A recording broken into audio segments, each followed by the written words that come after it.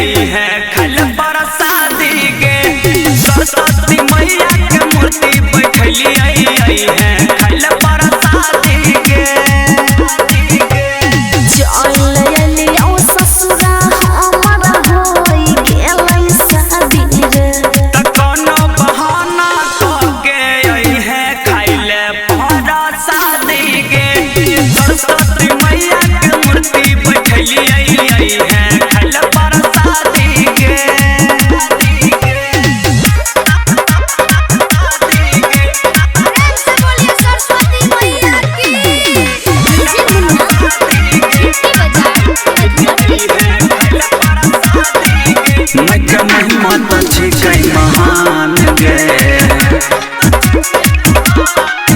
सब जानै छै दुनिया जहान रे महिमा त छै महान गे सब जानै छै दुनिया जहान रे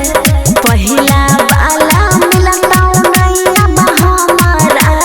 जदी रे त कोनो बहाना करके आई है खाइले पहरा शादी गे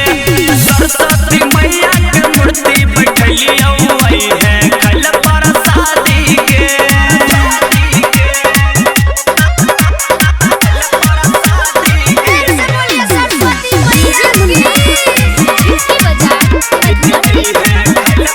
हम सजाने छियै बनडाल गे लगैया बड़ी करई भी धमाल रे हम सजाने छियै बनडाल गे लगैया बड़ी करई भी धमाल रे